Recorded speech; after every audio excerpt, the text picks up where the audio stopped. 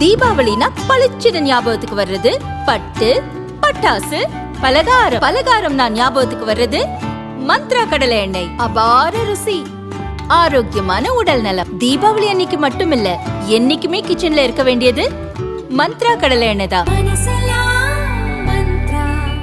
2 spoon போதும். Lion date syrup. இதுல iron, fibre, vitamins, நோய் எதிர்ப்பு சக்தி அதிகமா இருக்கு. Line date syrup.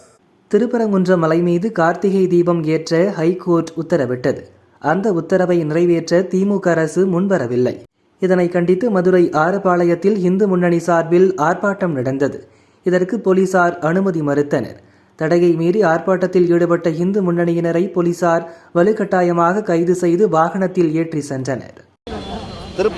திருப்பரங்குன்றம் முருகப்பெருமானின் முதல் படைவீடில் மலை உச்சியில் தீபமேற்ற வலியுறுத்தி இந்து முன்னணி சார்பில் கடந்த 2 நாட்களுக்கு முன்பு காவல்துறையில் அனுமதி எழுதி கொடுத்தோம். அவங்கள அனுமதி மறுக்கப்பட்டது என்று நேற்று கடிதம் கொடுத்தார்கள்.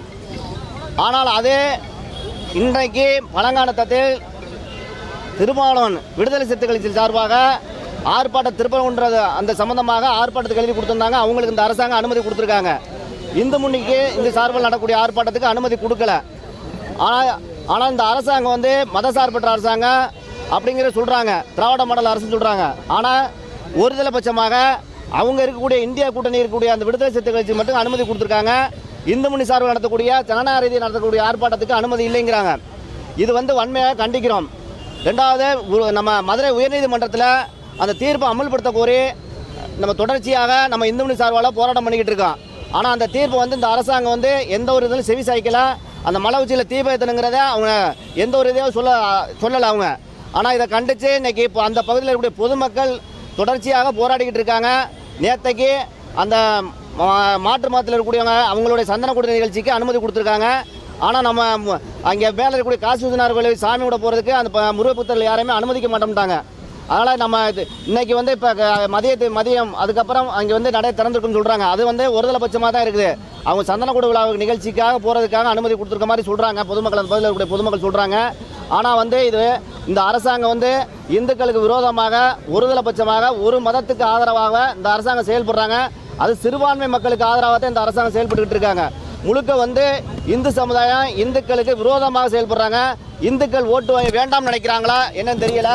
ஆனால் முழுக்க இவங்க தொடர்ச்சியாக இன்றைக்கி நடக்கக்கூடிய இந்த ஆர்ப்பாட்டத்துக்கு கூட நாங்கள் 2 நாளைக்கு முன்னாடி நாங்கள் அனுமதி கேட்டு எழுதி கொடுத்துருந்தோம். ஆனால் எங்களுக்கு மட்டும் மறுத்துருக்காங்க. ஆனால் திருமாவளவன் அவர்களுடைய விடுதலை சிறுத்தைகள் கட்சிக்கு அனுமதி கொடுத்து பொதுக்கூட்டம் மாதிரி அந்த இடத்துல நிகழ்ச்சி நடத்துகிறாங்க. எங்களுக்கு ரோட்டில் கூட ஒரு கொடி கட்டுறதுக்கு கூட அனுமதி இல்லை, ஒரு மைக் செட் வைக்கிறதுக்கு அனுமதி இல்லாத ஒரு சூழ்நிலையை உருவாக்கியிருக்காங்க. இது ஜனநாயக நாடா இல்லை சர்வாதிகார நாடா? இந்த ஸ்டாலின் அரசாங்கம் முழுக்க இந்துக்களுக்கு விரோதமான செயல்பாடு தான் தொடர்ச்சியாக பண்ணிக்கிட்டு இருக்காங்க. இந்த வரக்கூடிய 2026 இந்து சமுதாயத்தில் இருக்கக்கூடிய இந்து மக்கள் எல்லாரும் ஒரு விழிப்போடு இருக்காங்க. அவங்க கட்டாயம் தக்க பாடம் போட்டுவாங்க. அதனால் இந்த ஆர்ப்பாட்டம் மூலியமாக இதை தெரிவித்துக் கொள்கிறோம். இது நாங்கள் தொடர்ச்சியாக இந்த மலை உச்சியில் தீபமேற்ற வரையும் இந்து முன்னணி தொடர்ச்சியாக போராடும். இந்துக்களை ஒன்று திரட்டி கட்டாயம் இந்து முன்னணி தொடர்ச்சியாக போராடும்.